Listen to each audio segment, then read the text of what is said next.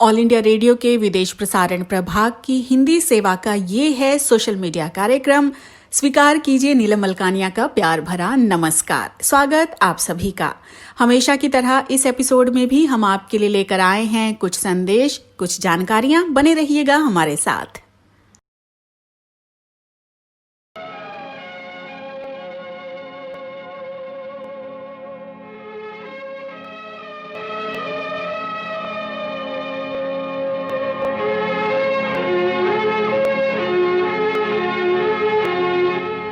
कभी आपने सोचा है कि श्रावण मास की पूर्णिमा को ही रक्षाबंधन क्यों मनाया जाता है? क्या पुरातन काल में रक्षाबंधन का संबंध श्रावण मास से था? क्या रक्षाबंधन का संबंध वनों से है, जंगलों की सुरक्षा से है? ऐसे ही तमाम तरह के सवाल दिमाग में पैदा होते हैं। हमारे पुरखों ने मौसम के मुताबिक महीनों के नाम रखे। हर मौसम के मिजाज को समझकर जिंदगी के आयाम तय किए और उन सभी को ईश्वर संबंधी अवधारणाओं से जोड़ दिया ताकि कुदरत और इंसान के जीवन में संतुलन कायम रह सके। इसके लिए हमारे पुरखों ने हर छोटी बड़ी चीज को गंभीरता से लिया और महोत्सव में तब्दील कर दिया उसकी खासियत को।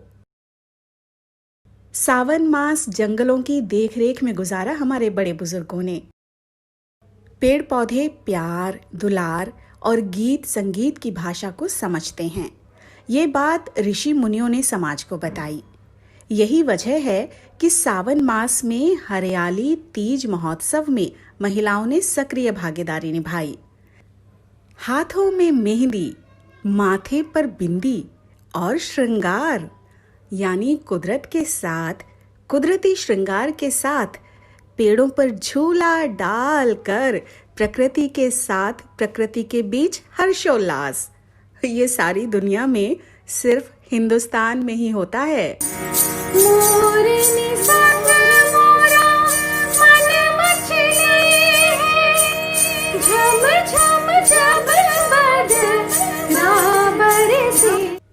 निश्चित रूप से वनों को रक्षाबंध करने में महिलाओं ने एक खास भूमिका अदा की और बदलते वक्त के साथ वनों की जगह भाइयों ने ली, या यूं कहें कि अपनी बहन की ससुराल के वनों को सुरक्षित और संरक्षित करने में भाइयों ने विशेष योगदान दिया होगा। और उस महान कृत्य को पूरा करने के बाद कभी किसी बहन ने अपने भाई की कलाई पर बांध दिया होगा रक्षा बंध, या फिर जिस बहन की ससुराल में वन क्षेत्र खत्म हो गया होगा तो वनों की याद में भाई की कलाई पर बांधा होगा रक्षा सूत्र। हमारे ग्रंथों में चाहे वो ऋग्वेद हो, रामायण हो, महाभारत हो, संस्कृत का और भी साहित्य हो, उसमें सब में बहुत सारे तीज त्योहारों के उल्लेख हमें मिलते हैं। हर त्यौहार खेतीबाड़ी से, कुदरत से जुड़ा है, हम सब खुशी से मनाते हैं। रक्षाबंधन का पर्व भी हमें लगता है कि कहीं ना कहीं वनों की सुरक्षा से जुड़ा हुआ है, क्योंकि जहाँ तक बात परंपराओं की है तो मैं बाघों की शादियों के उल्लेख मिलते हैं। मैं सिर्फ इतना कहना चाहता हूँ कि कुछ दर्ज हो गई किताबों में, कुछ जुड़ गई संस्कारों में, और रक्षाबंधन का जो पर्व हमें कहीं ना कहीं कुदरत से जुड़ा हुआ मिलता है, बाघों से जुड़ा हुआ मिलता है। आप जैसा मनाते हैं मनाते रहिए, हम जन भावनाओं की कदर करते हैं। ये तो एक प्रसंग था जो आपके सामने रखा। समय के साथ वनों को प्रतीक मानकर शुरू हुआ होगा रक्षाबंधन पर्व। आज भले ही हम इसके मौलिक स्वरूप को खो बैठे हैं, लेकिन जो भी हो, पूरी शिद्दत से मनाइए सारे तीज त्योहार और अपनी संस्कृति को रखिए सुरक्षित।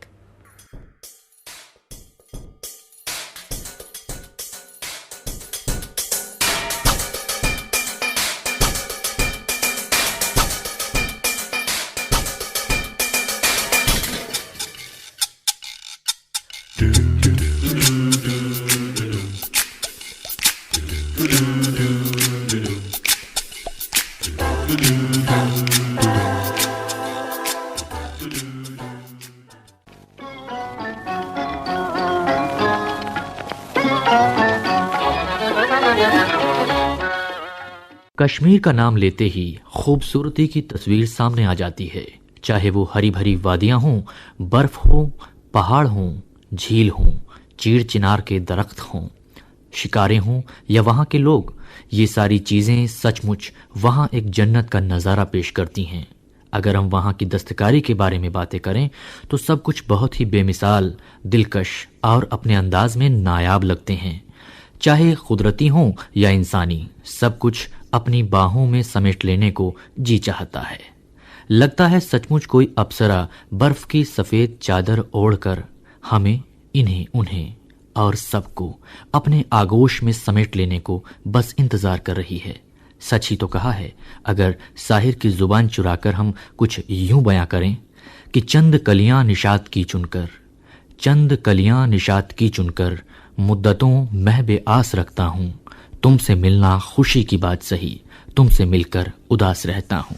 सुंदरता, सजावट, सरल और जटिल की मिश्रित अनुभूति के अनोखेपन का अंदाजा हमें कश्मीर की पेपर मैसी कला के कुछ एक नमूने देखकर ही हो जाता है। कश्मीर की सर्वाधिक प्रतिष्ठित और प्रचलित शिल्पकला शैलियों के बीच पेपर मैसी का अपना अस्तित्व कभी भी झुठलाया नहीं जा सकता। इतिहास के लंबे झरोखे से देखने पर आसानी से पता चल जाता है कि इस प्राचीन और सांस्कृतिक शिल्प का उद्भव यूं ही कुछ 14वीं शताब्दी में हो चुका था। ज़ैनुलाब्दीन बुद्ध शाह के शासनकाल के दौरान कश्मीर में इस कला ने जमीन पकड़ी। पेपर मैसी के काम को कारी कलमदानी के नाम से भी जाना जाता है। ऐसा इसलिए कि इस शिल्प कला के सर्वाधिक उपयोगी नमूनों में कलमदान का नाम सबसे ऊपर है। कश्मीर की खूबसूरत घाटियों में चल रहे पेपर मैसी के इस काम पर वहाँ के शिल्पकारों की सांस्कृतिक छाप का सीधा प्रभाव देखा जा सकता है। इतिहास के विविध सूत्रों से पता चलता है कि सुल्तान सिकंदर का पुत्र इस कला को 14 की सदी में भारत लेकर आया था। कहा जाता है कि जब ये राजकुमार मध्य एशिया के समरकंद नामक स्थान पर कैद था, तभी उसे वहां के शिल्पकारों के माध्यम से इस शिल्प का ज्ञान हुआ। पर्सिया में जन्म पाई इस शिल्प पर 15 और 16 की सदियों में मुगल शासकों का विशेष ध्यानाकर्षण रहा। कहा जा सकता है कि इस कला को पोषित करने का श्रेय मुस्लिम शासकों को जाता है। पेपर मैसी के जरिए जहां एक और लोगों को बड़ी संख्या में रोजगार तो मिलता ही है, वहीं यह कश्मीर का एक प्रसिद्ध कुटीर उद्योग भी बन चुका है। शिल्पकारों के कलात्मक रवैये को सरल और सस्ती विधि के माध्यम से सजावटी नमूनों में तब्दील कर कश्मीर ने पेपर मैसी के क्षेत्र में खासी लोकप्रियता हासिल की है। समय के गुजरने के साथ साथ इस कला ने भी विविध आयामी प्रगति की है। विकास के हजारों वर्षों के सोपानों को पार करके आज इस कला ने उन क्षितिजों को छू ही लिया है कि शायद ही सजावट का कोई सामान हो जिसका निर्माण इस विधि के द्वारा नहीं किया जा सकता। मुगल काल की शिल्पकला के अध्ययन से पता चलता है कि पेपर मैसी की बनी छोटी छोटी मूर्तियों का प्रचलन मानव जीवन के संस्कारों के प्रदर्शन करने के लिए होता था। पेपर मैसी के बने अनूठे सुंदरतम नमूनों का समग्र दृष्टांकन कश्मीर की विस्तृत धरा पर किया जा सकता है। मध्य प्रदेश में ग्वालियर पेपर मैसी के खिलौने बनाने के लिए और उज्जैन प्रसिद्ध देवी देवताओं की मूर्ति बनाने के लिए प्रसिद्ध है। भारत में जयपुर और चेन्नई भी पेपर मैसी पर आधारित साज सज्जा के सामानों के लिए प्रसिद्ध है, किंतु भारत की पेपर मैसी कला में कश्मीर का स्थान सर्वोच्च है। पेपर मैसी का शाब्दिक अर्थ है चबाई हुई लकड़ी। साधारणतया भीगे हुए गत्ते और कागज को विभिन्न प्रकार की रेजिन के साथ मिलाकर लुगदी तैयार की जाती है और जिस भी आकृति का रूप देना होता है उसी आकार के सांचे की मदद से सरलता से आवश्यक आकृति प्राप्त कर ली जाती है। इस प्रकार प्राप्त विभिन्न रूपों वाली मूर्तियों, खिलौनों आदि की सजावट का काम यहीं से शुरू हो जाता है। गौरतलब है कि कश्मीरी सजावट का मुख्य पर्याय बन चुके सुनहरे रंगों को पतले और मोटे ब्रशेस की सहायता से सांचे पर से प्राप्त आकृति पर चढ़ाया जाता है। आजकल पेपर मैसी का उपयोग कुछ ऐसे सामानों के निर्माण में किया जा रहा है जो रोजमर्रा की जिंदगी में काम आती हैं। हालांकि कश्मीरी जनजातियों में मुख्य बक्करवाल इन लुगदी की आकृतियों पर चमकीली मिट्टी का लेपन करके और अधिक आकर्षक बनाते हैं आजकल तो महंगे पेपर मैसी सामानों को और अधिक लुभावना और चटकीला बनाने के लिए सोने के चूर्ण का भी प्रयोग किया जाता है। इस प्रकार तैयार ये सजावटी सामान बाजार में सस्ते से लेकर हर महंगी वैरायटी में उपलब्ध हैं। अब तो बात आकर ठहरती है आप पर कि आखिर आपको क्या पसंद है। यहाँ यह बात जान लेने योग्य है कि इस प्रकार रद्दी आदि की लुगदी से प्राप्त आकृतियों पर सुंदरता की और गहरी परत चढ़ाने के लिए चमकीले काले रंग की परत चढ़ाई जाती है और उसके बाद एक बाल जितने पतले ब्रश की मदद से उस पर कुछ चमकीले चूर्णों को भी छिड़का जाता है। पेपर मैसी से तैयार बक्से, कटोरे, लैंप, मोमबत्ती स्टैंड, ट्रे और कलमदान जैसी चीजें आज भी इस शिल्प को एक जनसाधारण का शिल्प बनाए हुए हैं। भारत में तो घरेलू महिलाओं के लिए यह शिल्प उनके समय के सदुपयोग का जरिया बन गया है। जहां तक कश्मीरी पेपर मैसी का सवाल है तो इस विधि द्वारा निर्मित सामानों पर की गई पेंटिंग की अपने आप में एक विशिष्ट महिमा है। जमीन पर प्राकृतिक चित्रण इसकी मुख्य विशेषता है। फूल पत्तियों के बीच चिड़ियों का प्रतीक स्वरूप चित्रण एक हरे भरे जंगल की छवि को साकार रूप देता है। पशुओं और शिकारियों के चित्रण के माध्यम से पेपर मैसी के स्वरूप को और अधिक सजीव बनाया जाता है। पेपर मैसी की ये शिल्पकला समय के साथ साथ अपना स्वरूप बदलती रही है। आजकल तो लुगदी की तैयारी के लिए कुछ रासायनिक अवयवों का भी उपयोग किया जाता है। रद्दी गत्तों, कागजों, कपड़ों, चावल के भूसे के साथ कॉपर सल्फेट मिलाकर पल्प तैयार किया जाता है। ये सब कुछ समय के साथ पेपर मैसी की कला की प्रगति की निशानी है। पेपर मैसी की कश्मीरी शिल्पकारों ने अपनी मेहनत के बल पर इस कला को बहुआयामी बना दिया है। पेपर मैसी की बनी हुई ये वस्तुएं न केवल सुंदरता से जड़ी हुई होती हैं बल्कि आश्चर्यजनक रूप से हल्की और मजबूत भी होती हैं। लैकर की परत इन्हें पानी आदि से भी सुरक्षित बनाती है। पेपर मैसी के इतिहास में अरेबस और यारकंड कुछ ऐसी कलाकृतियां हैं जो सदैव इस शिल्प का नाम रोशन करती रहेंगी। हम सभी की शुभकामनाएं सदैव इन शिल्पकारों के प्रति बनी रहनी चाहिए ताकि पेपर मैसी कश्मीर ही नहीं भारतवर्ष का एक प्रगतिशील शिल्प बन जाए और विश्व के सामने एक उदाहरण पेश कर सके।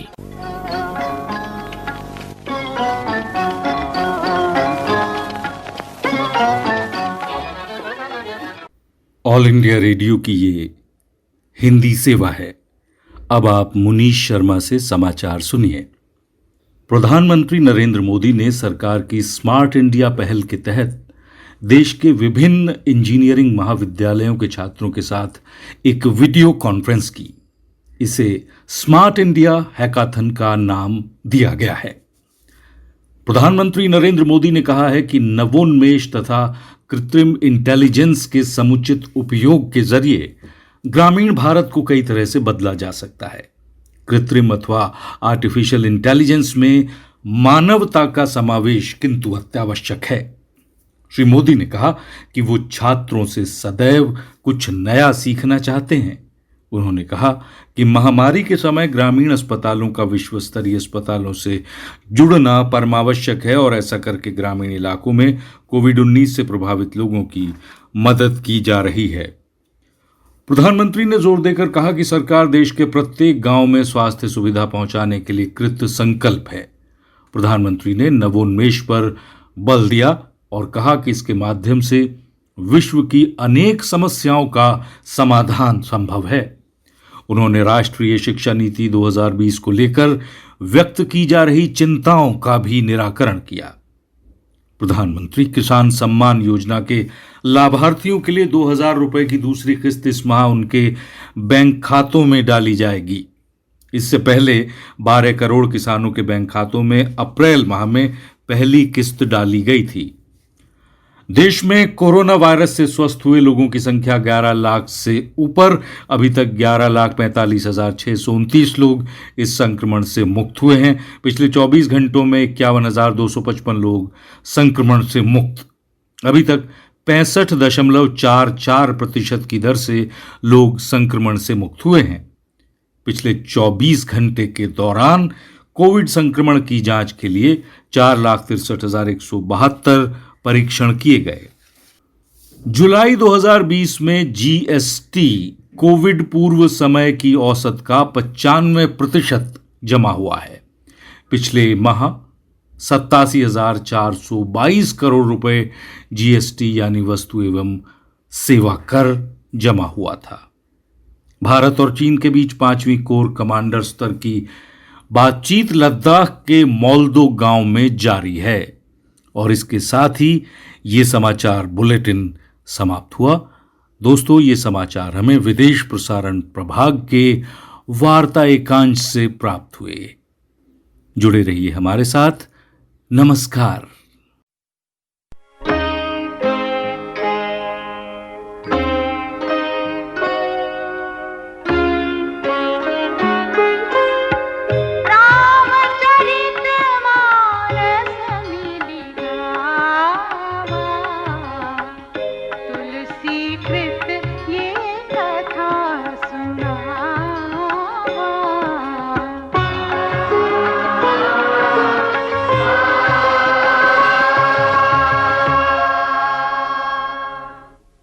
भगवान शंकर के श्रीमुख से श्री रामचंद्र के ब्रह्म, चिन्मय तथा अविनाशी होने का ज्ञान पाकर पार्वती का संशय मिट गया था। फिर भी उन्होंने यह जानने की जिज्ञासा प्रकट की थी कि प्रभु ने मनुष्य का शरीर किस कारण धारण किया। भगवान शिव ने तब उन्हें वो सभी तथ्य बताए जो अवतार के हेतु कहे जा सकते हैं। इनमें से एक प्रभु द्वारा नारद मुनि के मोहभंग की कथा है। दूसरी कथा है आदि पुरुष मनु और उनकी पत्नी शतरूपा को मिले वरदान की। इन दोनों पति पत्नी के धर्म और आचरण बहुत अच्छे थे। राजा उत्तानपाद उनके पुत्र थे, जिनके पुत्र प्रसिद्ध हरिभक्त ध्रुव हुए। मनु के छोटे पुत्र का नाम प्रियव्रत था, जिनकी प्रशंसा वेद और पुराणों में मिलती है। देवहूति मनु की कन्या थीं, जिनका विवाह कर्दम ऋषि से हुआ और जिन्होंने दीनों पर दया करने वाले समर्थ तथा कृपालु आदिदेव भगवान कपिल को गर्भ में धारण किया।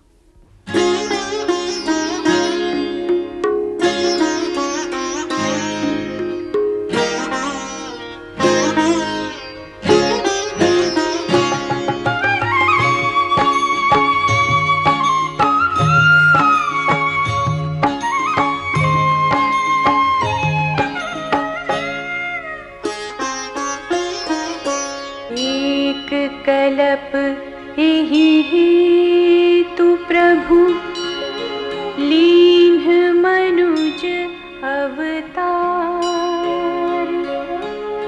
सुर रंजन सज्जन सुखद हरि भंजन भूमि भार।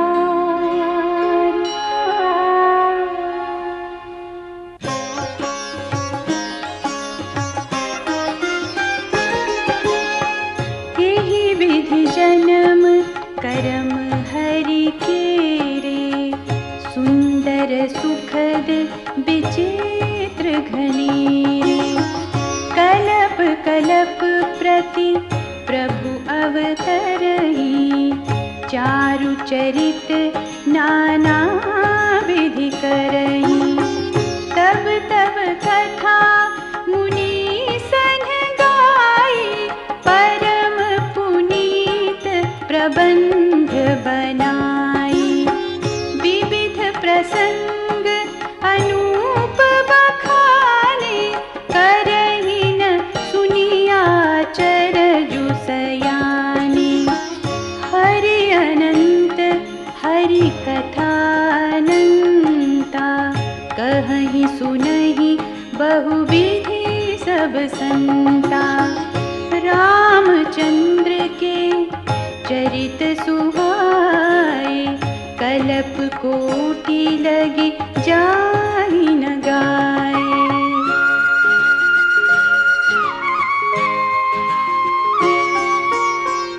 यह प्रसंग में कहा भवानी हरि माया मोहि मुनि ज्ञानी।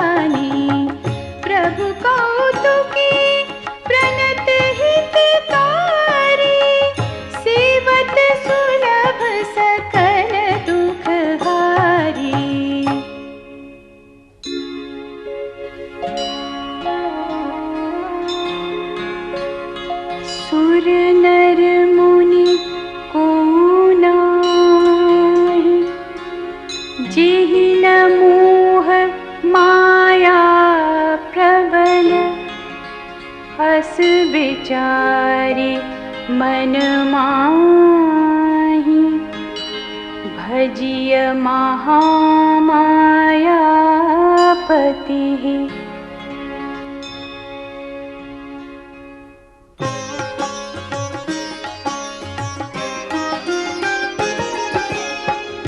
अपर हेतु सुनु शैल कुमारी कहूँ विचित्र कथा विस्तारी जेहि कारण अज अगुण अरूपा ब्रह्म भयउ कोसलपुर भूपा जो प्रभु विपिन फिरत तुम देखा बंधु समेत धरे मुनि बेखा जासु चरित अवलोकी भवानी सती शरीर रही हूँ बौरानी अजहु न छाया मिटती तुम्हारी तासु चरित सुनु भ्रम रुजहारी लीला कीन्ही जो तिहि अवतारा सो सब कही हम मति अनुसारा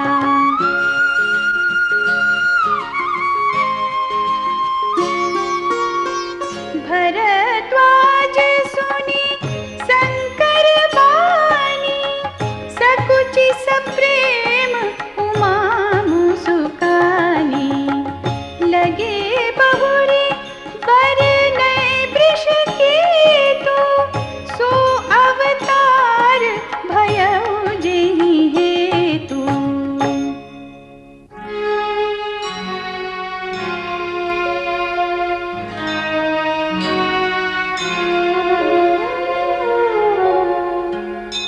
सो मैं तुम सन कहूँ सब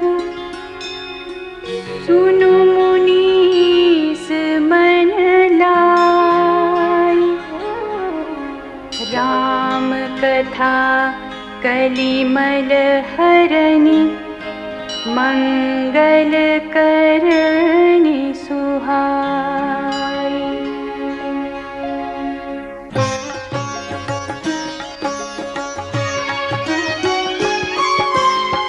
स्वयं भूमनु अरु सतरूपा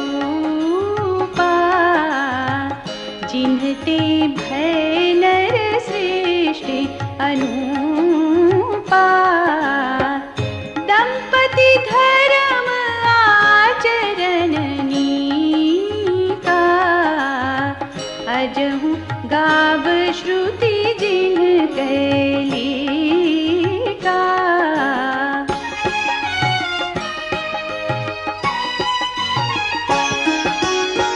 नृप उत्तान पाद सुत तासु ध्रुव हरि भगत भयउ सुत जासु लघु सुत नाम प्रिय व्रत ताहि वेद पुराण प्रशंसहि जाहि देवहूति पुनीतासु कुमारी जो मुनि करदम कै प्रिय नारी आदिदेव प्रभु दीन दयाला जठर धरेउ जी कपिल कृपाला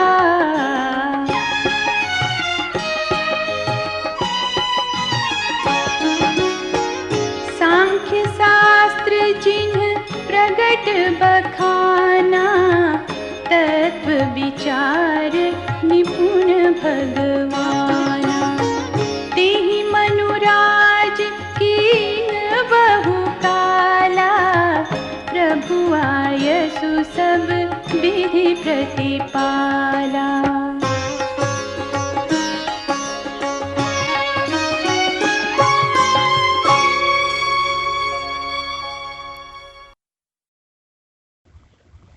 आइए सुनते हैं सामयिक वार्ता। विषय है घबराया हुआ पाकिस्तान। आलेख कौशिक रॉय का है। वाचक हैं मनोज कुमार चौधरी।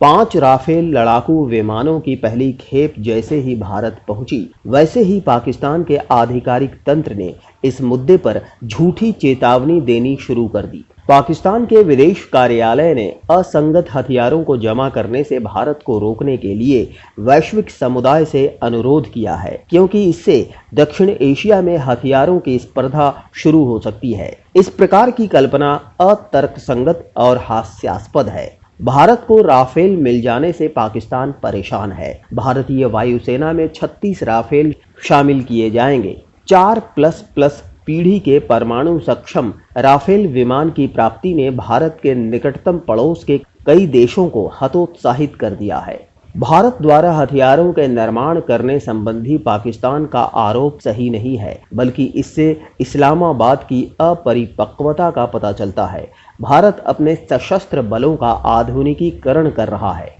एक संप्रभु राष्ट्र के रूप में इसे ऐसा करने का अधिकार है। बहरहाल पाकिस्तान वायुसेना के F-16 से राफेल विमान उन्नत स्तर का है। इसी कारण मामला परिवर्तित हुआ है।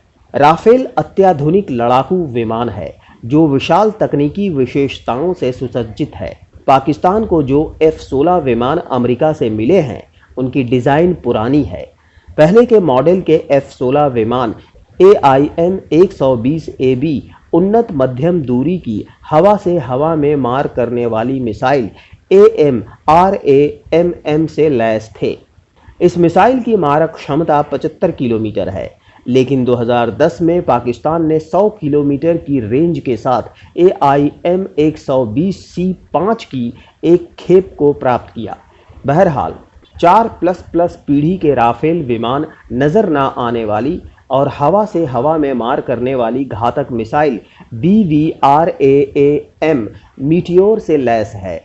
अचानक F-16 समेत पाकिस्तानी विमानों को AMRAAM से लैस किया गया है, जो सीधे खतरे में आती है। बहुप्रचारित JF-17 समेत पाकिस्तान वायुसेना के अन्य विमान राफेल के लिए आसान निशाना है। मीटियोर मिसाइल का निर्माण ABDA ने किया है तथा IAF के लिए ये एक खेल पलटने वाली मिसाइल है। यहाँ तक कि यूके की रॉयल वायुसेना 5वीं पीढ़ी के स्टेल्थ F-35 का संचालन कर रही है, जो मीटियोर मिसाइलों से लैस है। ये रेडार निर्देशित नज़र को धोखा देने वाली और हवा से हवा में मार करने वाली एक सक्रिय मिसाइल BVRAAM है तथा इसमें संचालक शक्ति प्रणाली लगी हुई है तथा ये GmbH के ठोस ईंधन परिवर्तनशील प्रवाह डक्टेड रॉकेट सिस्टम का इस्तेमाल करती है। इसे रैमजेट भी कहते हैं। रैमजेट प्रोपल्शन प्रणाली उड़ान के लक्ष्य की दिशा के विभिन्न चरणों में मीटियोर को इसके इंजन को त्वरित योग्यता देती है। हवा से हवा में मार करने वाली एक मानक मिसाइल में प्रोपल्शन प्रणाली ये विकल्प नहीं देती है। बड़े स्तर पर नो एस्केप जोन की क्षमता मीटियोर देती है, अर्थात जिस क्षेत्र में निशाना साधा गया है उस क्षेत्र में गत्यात्मक रूप से प्रहार करने से टाला नहीं जा सकता है या फिर मार गिराने की संभावना बहुत अधिक रहती है। AMRAAM के 100 किलोमीटर की तुलना में मीटियोर 120 किलोमीटर की एक विस्तारित रेंज रखती है, जो इसे इसके शिकार और ख़राब मौसम में भी लंबी दूरी के खतरों को तबाह करने में श्रेष्ठ बनाती है। रक्षा विशेषज्ञों के अनुसार इस्लामाबाद में डर केवल राफेल ने नहीं पैदा किया है, बल्कि इसके घातक शस्त्रागार का भी इसमें योगदान है। मीटियोर मिसाइल AMRAAM से बेहतर है तथा ये F-16 के लिए सीधे खतरे की वजह बन सकती है। दशकों से इस्लामाबाद F-16 की श्रेष्ठता को लेकर डींगे हाँकता रहा है, लेकिन अब IAF के राफेल ने इस्लामाबाद को सही तस्वीर दिखा दी है।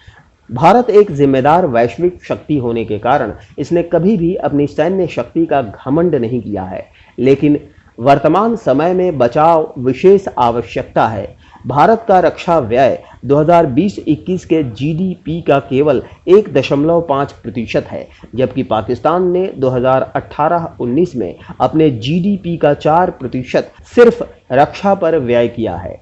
पाकिस्तान जो समय समय पर बेल आउट पैकेज की मांग करता है, इस जैसे देश के लिए ये एक बड़ी धनराशि है।